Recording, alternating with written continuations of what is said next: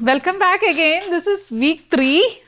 You all know me, lot of familiar faces, and we will kind of continue what we started last week. But the lay of the land today is first we will check in on how you have been making progress. So if you look at your handout today, at the back of your handout, however you look at it, if this is the front and this is the back, there are few curious questions there. I want to leave a minute to for you to reflect on those questions. This past week, what did you learn about the health efforts that each of you has been investing in a way that is doable for you? Go ahead. So I find that it's just really for me like being organized and that pre-planning and everything. It does make your life a lot easier, and you just make it part of your routine. So Yeah. I feel like I have more time than after my husband. Waiting for dinner. Going back and forth. So Yeah. So pre-planning makes your life easier. Right. What else? Who else would like to share any of their efforts that they did so that we each can get inspired and, move forward? My schedule, running here and running there with my grandkids, even though I'm retired, and it really affects me in the evenings. So making a meal and having leftovers, that I can kind of like the planning, meal prep them for a couple of days helps me with my busy schedule. Yeah. So planning ahead and making a little bit extra so that you can have it on the days that, it is challenging or, you are short of time, that helps you, Yeah. What, if any, challenges that came up for any of you? Life is not all rosy. yeah, no, for me, because my husband doesn't like a lot of different veggies. So sometimes that can be very challenging for me. So I have to figure out creative ways of, sneaking that in so he gets that. Yeah. So putting on your creative hat so that the different taste needs of. He's like, he won't try certain things, but like for I think like I posted on the app. Yeah, I have it here. Like when I make spaghetti, I use like the veggie noodles. And then try to put like all kinds of stuff in there. Yeah, that's a work in progress, and everybody has their way of tasting things, and you are introducing him to different tastes, and he will find that sweet spot. Yeah. What else, if any, challenges that you guys faced? Travel. Yeah. Was it unplanned travel that you had to? Right. Eating at odd times of the day. Yeah.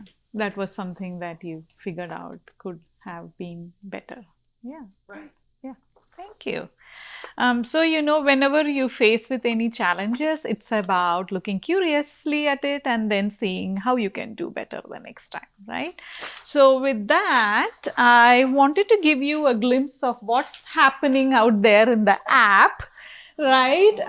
These are some of you. Thank you very much for being participative, because I learned from you. We all learn from each other. So these are some snippets of what has been going on inside the app. For any of you who haven't logged in, please log in and be part of the fun. These are, creative ways that, one of us has put together their meals here. And I have, I feel so grateful to be able to read through each of your creativities and seeing that, how you are growing as part of this series. So thank you very much for your efforts.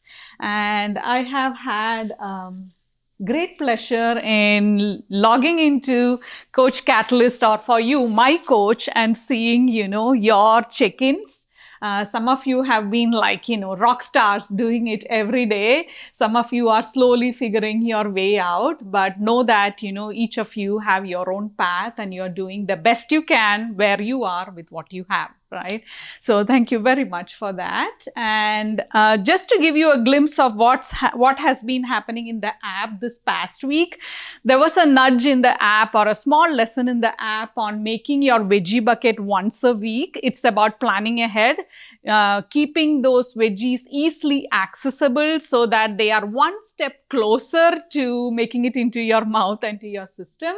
There were small lessons on vegetables, on fiber, and then there were easy ways to prepare vegetables, and we will review some today too. And there is a very simple recipe that I want to demo it for you as well. So that's what has been going on in the app this past week. So even if you haven't logged into the app, all those are still available for you, so you can actually get into it and scroll through all the previous lessons, right? So I just wanted to bring this up today. So reflecting back on the series or the program objectives, we started with inflammation and how it relates to chronic diseases. We discussed different types of inflammation, and we'll run through it. There is a review process, right? We'll run through it, different types of inflammation and what causes it. And this has been the ongoing topic of, how different anti-inflammatory compounds and the foods that provide them, how you can incorporate it into your daily life. And learning and implementing different AI lifestyle pillars is part and parcel of this series. And you are gaining confidence in incorporating these inflammatory foods and incorporating different lifestyle patterns as part of your daily life. So a quick review for all of us. I'm a huge believer in review because our human brain is made to retain and use information when there are reps, right? 1 rep doesn't help. 2 reps sometimes doesn't help. Sometimes 100 reps is what helps, right? So let's review quickly what we have covered so far. We discovered that, inflammation is essential for our body. The cool analogies that you can remember with regard to inflammation is fire or even soldiers, right? You need fire and in small amounts to cook, to keep yourself warm. But when that fire becomes a lot, that's when, problems come up. You can look at the inflammatory response in your body as soldiers, that your body has programmed to come and look at, any injuries or any sort of discomfort in your body and clear it up. It's when those soldiers stay there long is when it becomes chronic inflammation. So you do need essential inflammation, but when that inflammation is persistent for a long period of time, then that's not helpful. And it's about that inflammation switch being on and not getting off, right? We also discussed that how chronic systemic inflammation is the underlying cause or underlying factor for many of the chronic diseases.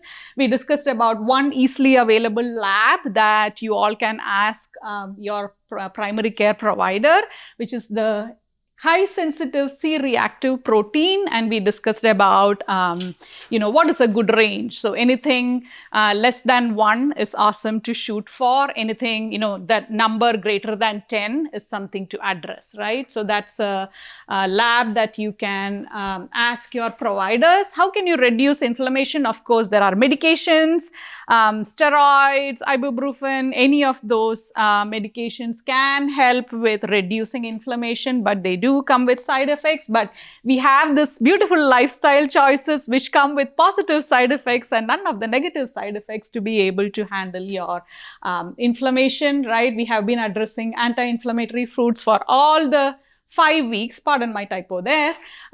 This week we'll be introducing being active too, right? It doesn't mean that you have to jump up and down, just even walking for 10 to 15 minutes will help there. Having good quality sleep, something that's a work in progress, including me, right? Is something that we'll address next week. And then managing your stress well is something that we'll address in the last week. So sleep, eat, move, manage are the fundamental pillars of anti-inflammatory lifestyle too. And we looked at this plate We addressed healthy fats, omega-3 in the first class. Last week and this week is about vegetables. Fruits we haven't addressed so much, but who doesn't love a fruit, right? So fruit is something that you can always look at. We will address more of vegetables today.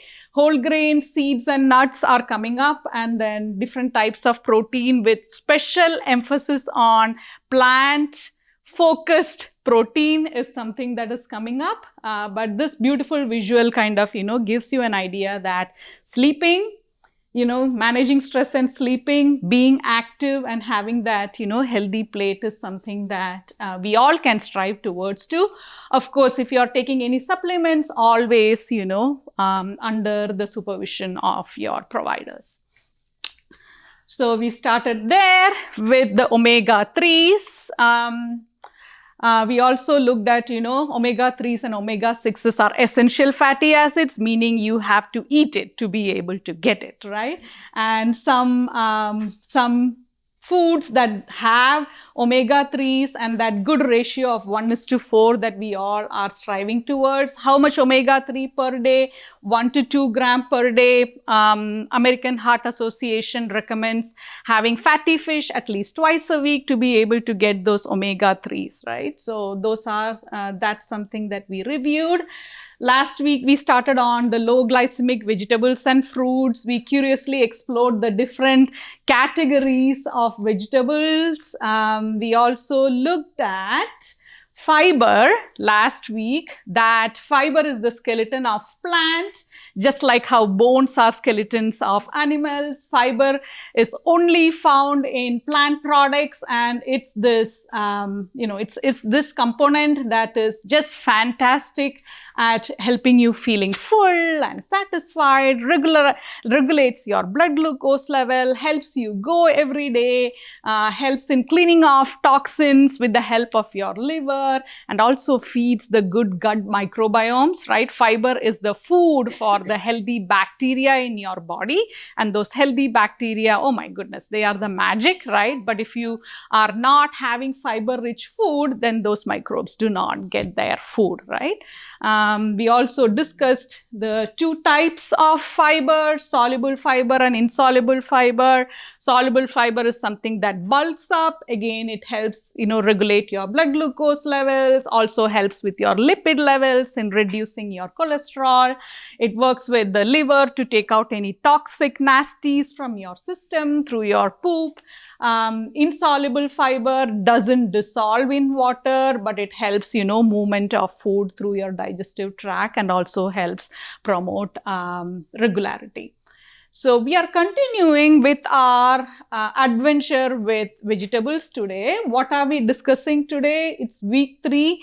We will discuss about the phytochemicals, which are phytonutrients, the colors that, any plants have or any plant food has. We will curiously explore different cooking techniques. When my patients come and tell me that I don't like veggies, I was like, tell me more. Like, what type of veggies you don't like? Let's talk about, how you cook it, right? Because when you cook it, again, it kind of brings out different flavors in it. How can you combine vegetables to improve, the nutrient composition, to improve the benefits that vegetables offer? We'll discuss that.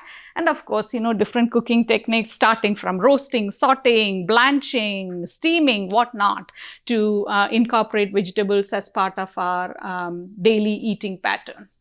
So today we'll concentrate on phytochemicals. What are phytochemicals? Phytochemicals. It fights something. Compounds produced by plants to help them resist fungi, bacteria, and plant virus infection. Yes, that is right. Plants are out there in the nature, right? They are actually fighting lot of viruses, bacteria, even the nature's, whatever nature is offering. So those phytochemicals are compounds that are naturally occurring in fruits, vegetables, whole grains, and all other plant foods, and they are evidence to reduce the risk of major chronic diseases, including cancer, heart disease, and all of those diseases that came up in that slide where, inflammation has shown to be a factor, right? And phytochemicals are also called phytonutrients. They are also called antioxidants. I like to think them as fighting, right? Phyto, though if the spelling is different, it's not F-I-G-H-T, it's P-H-Y-T, it's still phyto. So it helps prevent damage to the cells. It helps removing those free radicals that are produced naturally in our body as part of the different mechanisms that our body is doing. So phytochemicals are, phytonutrients, antioxidants, and they are very colorful because those plants had to produce those colors to keep the viruses, the bacteria away from themselves in some way, right? So to move ahead, a colorful, plant-focused eating pattern will provide you wide range of antioxidants. So it's not about a single superfood plant. It's about incorporating the rainbow, all the colors as part of your eating pattern. That's what will help, bring down the inflammation and help you feel really rejuvenated and energetic as part of your daily life. So what are the different categories of phytochemicals? Anyone recall from any of the previous exposures to anti-inflammatory eating pattern? What are the different compounds? Those are a little sciencey words, but what does carrots have? There you go, right? So carotenoids, carrots and tomatoes have carotenoids. Flavonoids is by a slide by itself. The third category is polyphenols. The fourth one, indoles, lignans and curcuminoids. These are the broad categories. There are more, but these are the most common ones that are evidence to really influence your health. Okay, so let's look at some vegetables and even some goodies that have these antioxidants, right? Carotenoids, carrots, carotenoids. So anything that is red or orange, and even some greens like kale does have carotenoids in it. Polyphenols. Who here doesn't like chocolate? Oh yeah, you don't like chocolate? No? Dark chocolate. Yeah, totally. Of course, right? So chocolates, green tea, red grapes, red wine in moderation, in very small quantities does have polyphenol in it. Indoles are part of the cruciferous vegetables that come, rich in indoles. They are shown to, have a lot of anti-cancer properties, antioxidant properties. So cauliflower, broccoli, bok choy. Bok choy is a very easy vegetable to cook, and it's so crunchy and earthy, and so that has carotenoids.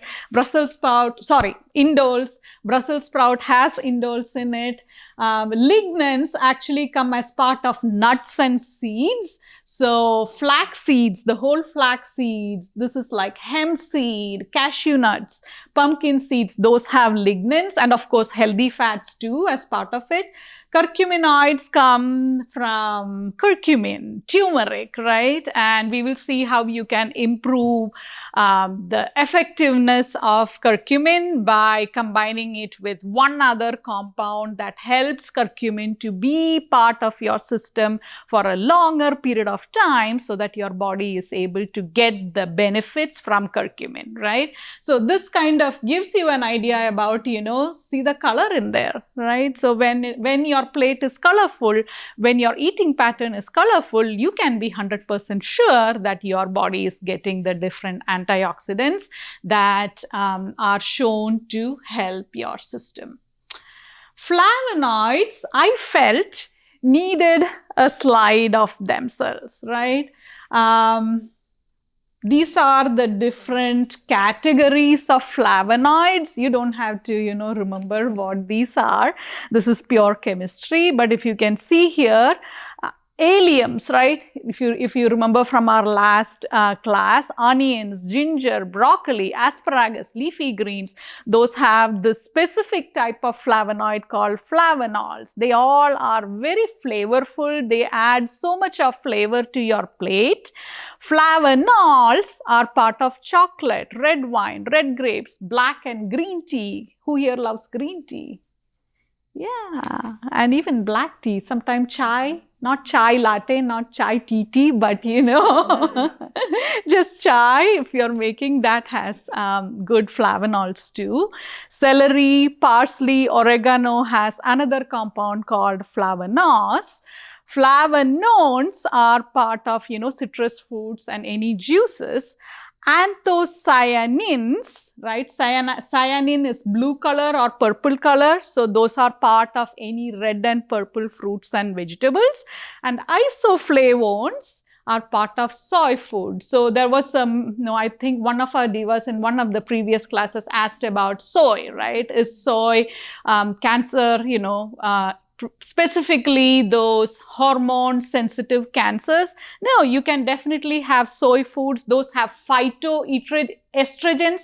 Phytoestrogens fight the estrogen that is, floating around in your body. It helps actually cling to that and take it outside of your body. So if you're able to include soy food as part of your eating pattern, edamame, they are cute little pods. And if any of you shops at Costco has that big bag of frozen edamame, which you can actually, just microwave or even blanch it a little bit, and you can saute it with some cumin seeds, some onions, and they turn out very, very, very flavorful. So including different colors as part of your eating pattern in a way that is doable for you will bring in all those antioxidants, phytochemicals into your body so that you can stay healthy, energetic, and be cancer free, right? We have been talking about micronutrients so far. Micronutrients are those small teeny weeny compounds, right? I felt like it's important to throw some light into the macro components too.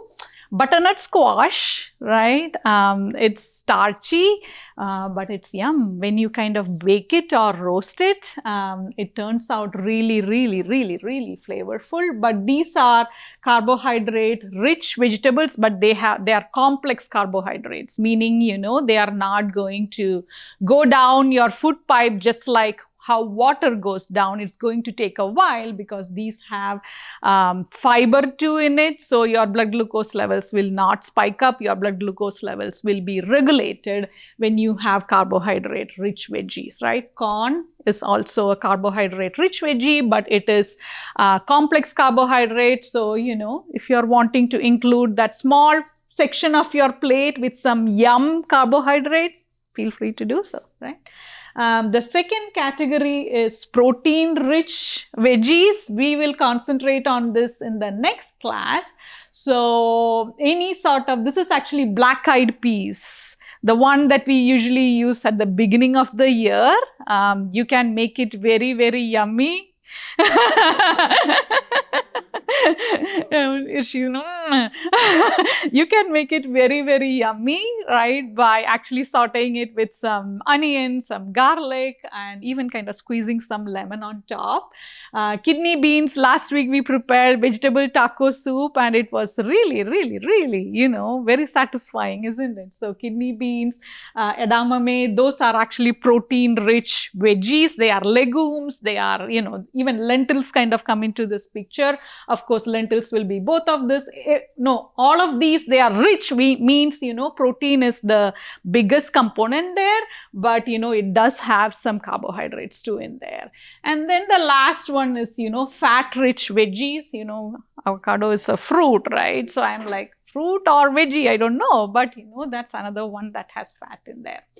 The next idea in there, if I go back, if you remember that slide with the benefits of vegetables, there was fiber, there was phytochemicals, there was low glycemic impact, right? Low glycemic impact means, what does low glycemic impact mean? It means how quick your blood glucose levels will spike up, right? So when you look at the glycemic impact of veggies and fruits, they are lower in the glycemic impact, which means your blood glucose levels are going to go up nice and slow, the way it needs to go up. However, if you compare it with higher glycemic foods, which are usually processed, then your blood glucose levels are going to just shoot up because there is no fiber in this. The reason why these stay on the shelf for a longer period of time is because fiber is taken away, and then water cannot cling to it, so it's going to stay on the shelf for a longer period of time. Those that have lower glycemic index have lot of fiber in it. They are not going to be shelf stable unless, if they are frozen, right? If some of them are frozen, then they are going to stay shelf stable, but they do not spike your blood glucose levels. They do not spike your insulin, which means your blood glucose levels will be nice and stable, and you will feel that consistent energy. There won't be like the spike and a drop, right? So I also wanted to kind of bring this up there. And these nutrients that we discussed can work together to provide you more benefits. Some examples are tomatoes have vitamin C, vitamin A, lycopene. Anyone remember lycopene? Lycopene is that phytochemical again that tomato has, but only when you saute it with some oil or cook it with some oil, that's when lycopene becomes available, right? So you can have tomatoes just raw, and when you cook it with some oil, the lycopene in tomatoes becomes more available for your body. So you can combine tomatoes with olive oil or avocado oil, saute them. I think last week we had some oil and some tomatoes in that vegetable taco soup, and then the lycopene becomes more available, bioavailable for your body. What does spinach have? Yes, right? Spinach has iron. When you sprinkle some lemon on top of it, like we'll sprinkle some lemon on top of Brussels sprouts today, the iron in those greens becomes more available. It's non-heme iron. That's what we call the plant-based iron right? Those non-heme iron becomes more available when you squeeze some vitamin C in lemon on top of it. Of course, it adds to the flavor too, right? So that's another example. The third example is curcumin, turmeric. When you combine turmeric with piperine, Piperine, the curcumin is able to stay in your body a little longer time for it to influence, the inflammation in your body, right? So there is a reason why, when you make any, like even today, I have a small, let's see here. I have a small amount of curcumin here, but I have also placed some black pepper inside it, right? So combining food will actually, help those compounds to be more bioavailable. Along with your eggs. Eggs have vitamin D, right?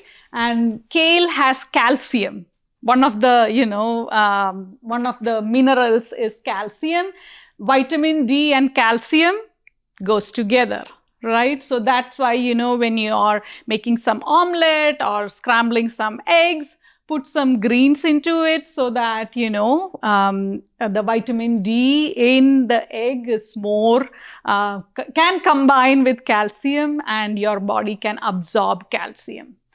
Another example is sweet potatoes with some nuts on top. Sweet potatoes have vitamin A, carotenoid, right? It's orange. Carotenoid is actually vitamin A. When you have some healthy fats, vitamin A is fat soluble. It needs fat to kind of transport in your body. So when you sprinkle some nuts on top of your baked sweet potato, the vitamin A in the sweet potato becomes more bioavailable. Your body is able to absorb it, right?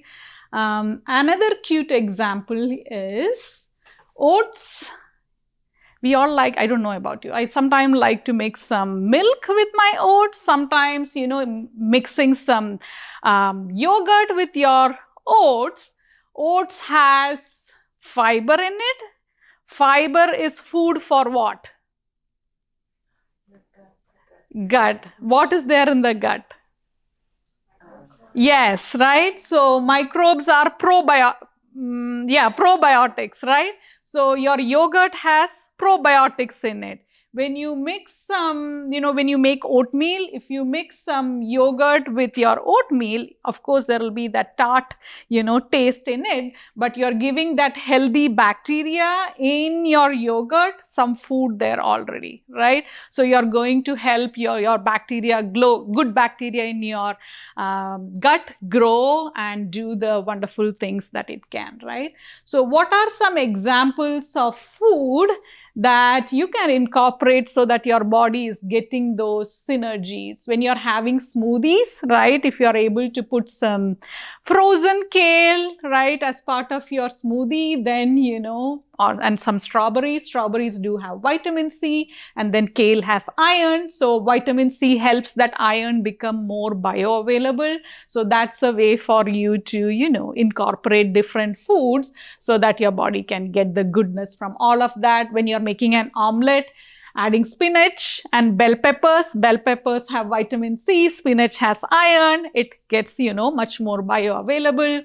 Example of lunch, if you're having whole grain pasta with roasted tomatoes have lycopene, and then broccoli is the cruciferous vegetable in there. White beans is the protein-rich vegetable in there, and that fat, lycopene and fat makes it more bioavailable, right? An example for dinner would be carrot ginger soup, carotenoids with turmeric, curcumin up there. If you add some pepper in there, then, curcumin makes it, curcumin and pepper in together makes it more bioavailable. You can top it with some avocado and some grilled tofu and tempeh for a yummy dinner. And for some snacks, plain Greek yogurt, right? Lot of probiotics in it, topped with banana. Banana has fiber in it that helps, make those go together. So the idea there is, when you combine foods together, one, it makes you feel satisfied. Two, it also helps you, get those nutrients become more available to your body, right? Any ideas here on, I have seen beautiful, beautiful pictures of, the foods that you prepare. Any ideas that's coming up here for you on how you can improve those go-to recipes that you have? I saw one of our friends here posting fajita, right? Yeah.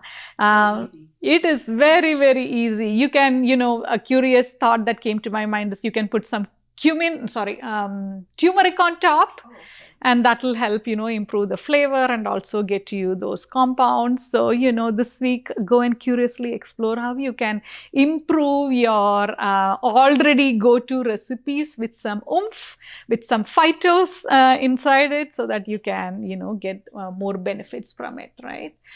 And this little slide kind of gives you a snapshot of everything that we discussed a few minutes ago. Vitamin C, right, and iron goes together. You can, all our fruits and most of the vegetables have vitamin C. Iron, when you combine vitamin C and iron together, they become more bioavailable. Vitamins A, D, E, and K are fat soluble. They need fat to get through your system. So use either nuts or seeds or oil, avocado oil or olive oil to be able to, for your body to be able to assimilate it. Again, lycopene is something that needs fat. And then calcium, it's part of not just milk, but part of even plant foods too, right? Any questions or thoughts coming up here before I allow my pan to get hot and let's move on to our cooking part? I have a question. Go ahead. We had black-eyed peas up there a Mm-hmm. while ago, and I'm assuming they were dried. Mm-hmm. All right, what about fresh black-eyed peas? Is there a difference Mm-hmm. if you eat them or cook them when they're fresh, Mm-hmm. shell them, or when you let them dry and cook? Are they the same, or is there a difference? There is not much difference at all. Even when they are dry, you need to soak them for them to get a little, you can't eat the dry ones, right? But the fresh ones are green. When we pick them. Oh, I When see. we grow them, you I pick them see. kind of like an English pea or a snap pea. Oh, I or have whatever, not seen and it. shell them. Okay. And they're green colored. They're kind of a green Oh. with a little tan to them. Ah. And that's the way we eat them instead of the dried I ones. see. Okay. I have didn't know not if there seen was the a other one. difference. I haven't. So if it's the fresh one, what do you do? Do you remove it and then take it Well, from the you inside? take them and shell, just like you would a bean or a shell or Mhm. a pea or something. Mhm. Snap the tips off of them. Mhm. If they're big enough, you can Mhm. open them up Mm-hmm. and eat the seeds. The seeds from them. Right. And the smaller ones, you snap. Uh-huh. And you have little pieces of little green beans Oh, they might be very, very rich in those phytochemicals for No, certain but because we they are eat- very, very in. fresh. That's what we, Mhm. we eat them that way. Mhm. Or cream peas or Mhm. things, they're like, I don't know if anybody else does. Yeah, but that I have never seen Yeah. the black-eyed peas in the in the tender form. But what I can infer from what you're saying is they are very, very fresh, so they'll be higher in phytochemicals. When they get dried, of course, those phytochemicals are going to come Okay. down. So if you are able to get them fresh, very good. But if you're not able to get them fresh, then of course the dried ones is the way to go. But I would love. Do you grow in your backyard or anything Well, like in that? the garden. In there? Okay. Yeah. When is the season usually? We'll be planting this This spring, spring? and they'll harvest towards the end of the summer. Oh, or whatever. wow. Okay. So, okay. And you can blanch them, or you can even cook them I see. and then freeze them already cooked, or you Uh-huh. can shrink wrap them, Uh-huh. in a bag and Uh-huh. freeze them. Ah. And when they come out, they taste just like they did when they were. Wow. So they are like any of the other beans like edamame Very or similar, snap very peas or similar, anything yes. like that. Wow, I have not seen it. Curious question, but I think that's the thing. When they are, just fresh, they'll be very, very high in phytochemicals. But when they are dried, you just get the pods out of it basically. And that might be, a little less on phytochemicals. So today we are going to be doing lemony sauteed Brussels sprouts. One, to quickly kind of read through the ingredients, 1 lemon juice and zest. I have it here. Lemon juice and zest is inside this cute little box. 2 lbs Brussels sprout. I don't know how much this is, but I thought this is enough for all of us here. I went the convenient way. I bought them already shaved, right? But you can also buy the whole one and chop them. 2 garlic cloves, I think I forgot to bring, but those are alliums. You can put them too. 1 tablespoon of cumin seeds. Cumin seeds are here. Cumin seeds are known to help with digestion. Even cumin powder is okay too. 1 teaspoon of pepper. I mixed it with where is this? With curcumin, with turmeric. I did not put turmeric here, but you can put it with turmeric too. And 1/4 teaspoon of salt, the sea salt in here, right? So I'm going to do it a little different for the convenience of demo here. I'm going to do the sauteing part here, right? So the next slide in here is, which is better, raw versus cooked? What do you think? I say raw. Raw, okay. Yeah, you can actually have a mix of it, right? For example, carrots are very crunchy. When you eat them raw, they have a different texture, but when you roast them, the flavor inside it comes out. The carotenoids, the vitamin A inside it becomes more bioavailable. So the idea here is, you can have a combination of them as part of your eating pattern. Do what feels palatable to you, right? Don't go either, oh, I have to eat everything raw. No, I have to eat everything cooked. No, make it a combination so that, your palate is able to, one thing, taste it, and two, to bring in all the flavors, all the nutrients inside it, right? So those are the different ways of cooking your food. You can have them raw. When you have them raw, it does add to the crunch and gives that refreshing flavor. When you roast your veggies, particularly for picky eaters at our home, definitely for my boy, he doesn't like anything raw because he says that it's bitter when he eats it raw, which is true. Some of the vegetables are bitter, but when you roast them, what is roasting? How do you roast veggies? Yeah. Put some,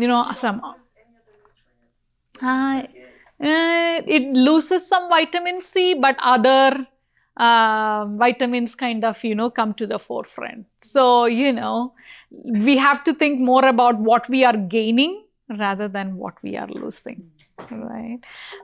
So oil is heating up there. Steaming is the best way to have any vegetables because it minimizes nutrient loss. I sometimes love steaming my cauliflower, broccoli, but mostly, sauteing is my to-go.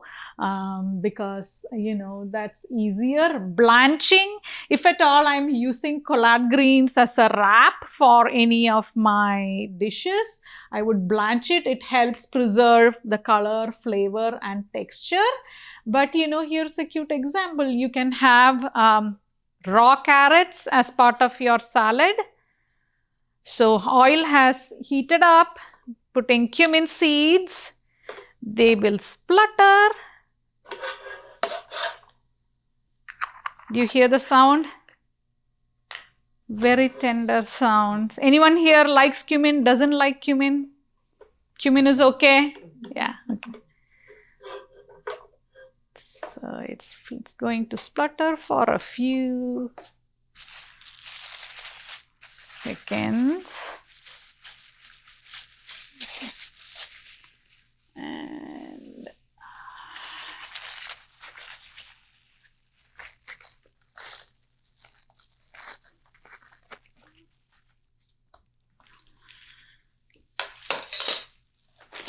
have some Brussels sprouts. All I'm going to do is cut it and place it inside.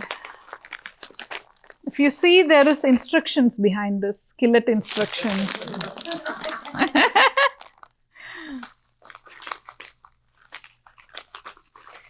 HEB makes it really easy for us to use vegetables. That excuse of, oh, I don't have time to prep. Well, they have already prepped it for you, right?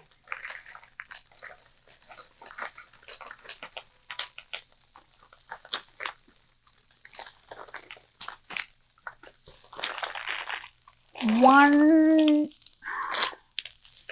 packet of Brussels sprouts.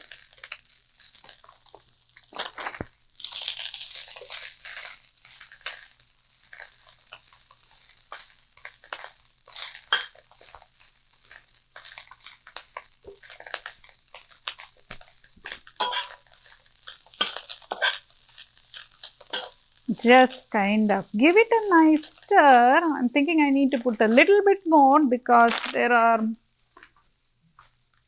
a little more of us here. Might not put the whole thing. If I put the whole thing, you'll have something to take home too.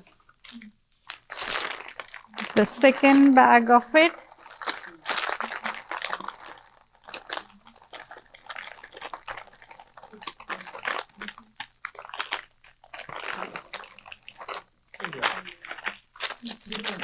Go ahead. There is a little specialty grocery store out by where I live that takes brings in and sells local stuff. And a lot of the little small farms that they buy from grow odd type things. Like yesterday I was in there and I bought purple carrots Wow. instead of orange carrots. So does that change the, and I bought 2 small white sweet potatoes instead of orange sweet potatoes. Does that change the vitamins or the Yes. So he told me that when they cook with the purple carrot, they turn whatever they cook purple. But I just wanted to try them. I just bought a small bag of them, but I didn't know whether it changes the. Of course, when the purple one, they have more of anthocyanins. They have a different antioxidant profile compared to the carotenoids. The carrots, the orange ones are carotenoids and they are orange. Whereas if it is purple, then it has that different nutrient profile in it. Like the micronutrient, the vitamins, minerals, those will be different. And the phytochemicals, of course, will be different. Potatoes that are not orange, that are supposed to be white when I cook them, bake them. That's going to change that a little bit. That's all. So, salt, sprinkle a little bit of salt on top.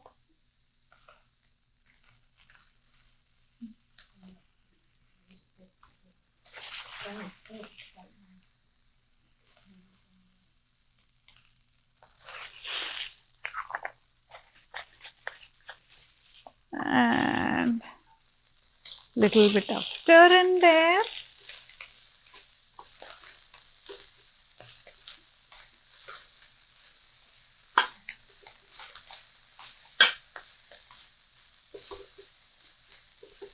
Can anyone smell the good? Right, I'm going to go forward so that as this is cooking. So to your question of raw versus cooked, right? When tomatoes are raw, that vitamin C is something that gets, really to the forefront, right? When you eat them. But when you cook it, right, the lycopene and the carotenoid becomes vitamin A. So a different set of micronutrients get more available when you cook them.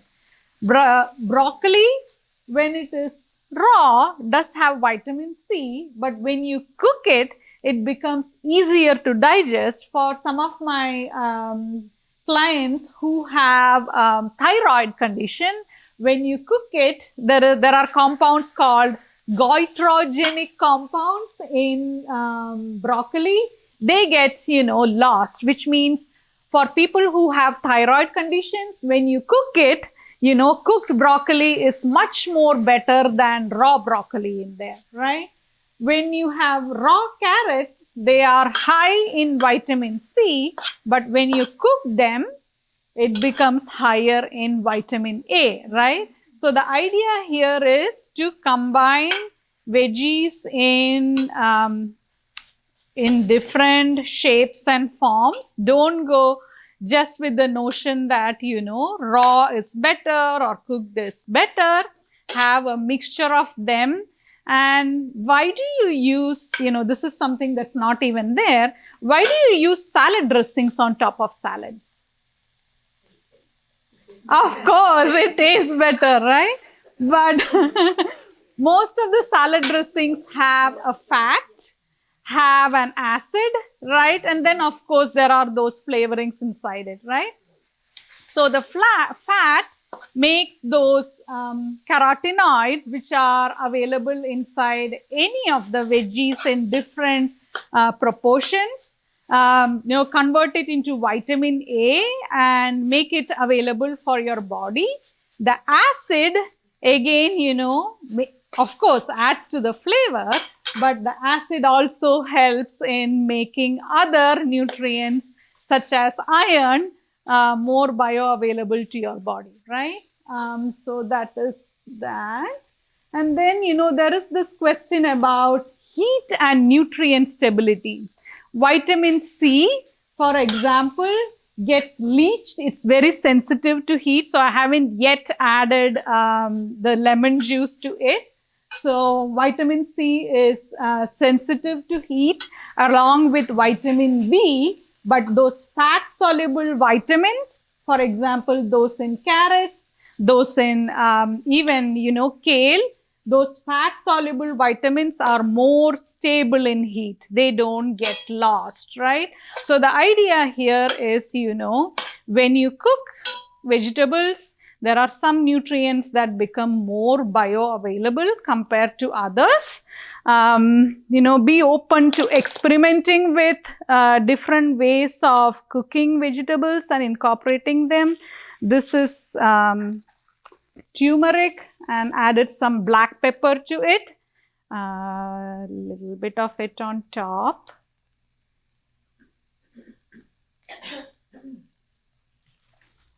Going to use my small little spoon to make sure I get every bit of it.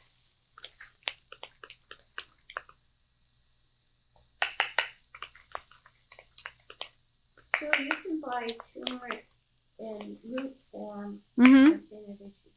Yes. What do you do? You just shave it? Mm-hmm. When you have, that grater, you can actually shave it on top. And it tastes much different from the powdered one. Yeah. Huh? I won't say it's not spicy. It is a little spicy, but it's much more fresher. So I feel like, it brings in that earthiness much more in the fresher form.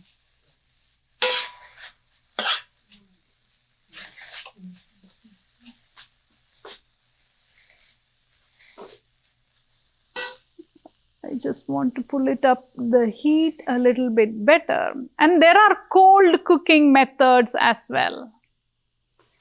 When you marinate, for example, if you keep your salads in that dressing for a little longer time, it helps break the fiber down. It makes it, definitely very, very tastier. You can also shave vegetables, for example, radishes, carrots, cucumbers, what else? Jicama. You can shave it and have it like that. So those hard veggies, right? Those are easier for your body to assimilate when you shave them. So carrots, radishes, cucumbers, they become much more easier to chew, to get assimilated in your body when you shave them. So there is both hot cooking methods and cold cooking methods.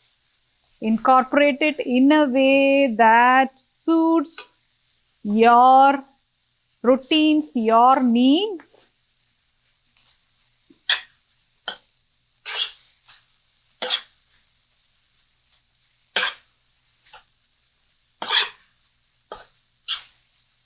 When you saute vegetables, usually the water in it kind of makes the job done. It takes, it makes it more gentler and tender. So the other AI pillar that you could plan on incorporating in your daily pattern is 30 minutes of movement, and you can move in hundreds of different ways, right? And we have lot of creative thrival exercise classes starting from boundless to tai chi to strength to kickboxing to what is that? The Pilates class. Right. So salsa dancing, line dancing, or even just walking outside. Weather is so good. And if you don't have 30 minutes in your daily life, you can even think about chunking it into 10 minutes each, like 10 minutes after your breakfast, 10 minutes after your lunch, 10 minutes after your dinner, so that your body is able to regulate the blood glucose levels too. So look forward to any movement that you feel is doable. Okay, so I turned it down, and what's that? So those are, that's the other AI lifestyle. What are some benefits of movement for you? What do you get when you move your body? How do you feel after you move your body? They say motion is lotion. Yes. One of the therapists, the physical therapist I work with, she said that, and I stick to that. Motion is lotion. 100%. It's motion is lotion for your joints, for your mind, right? So it's curious questions here. What are 3 vegetables that I can find in your fridge today? Bell pepper, Uh-huh. avocado, Uh-huh. roast avocado, and I think I have potato. Okay. Okay. Who else? What else can I find in your fridge today? Beets. Okay. Oh, well, Yeah. Yeah. Beets, carrots. Yes. I've got some gold turnips that I bought. Oh, how do you cook them? Just like the white ones, but they've got better flavor. They're not as bitter. Ah. Yeah, but they're little. I got those yesterday too, but I bought those last year. So Mm-hmm. when they came in to see them, I bought the bag. It's got a few of the white ones mixed in it, but it's mainly little Turnips. Wow. Wow. And those are from the local farms, you said. They grow them in Hondo. There's a little farm in Hondo I see. that grows a lot of these odd or different veggies. Yeah. And why do you squeeze lemon juice on top of spinach or on top of Brussels sprouts? Yeah. Vitamin C, and what goes together? Iron goes together, right? So spinach has iron, or any of these greens have some iron in it. So that's why it's a good idea, or a good way to improve the flavor too, to squeeze lemon. And what are the 3 hot cooking methods that we discussed?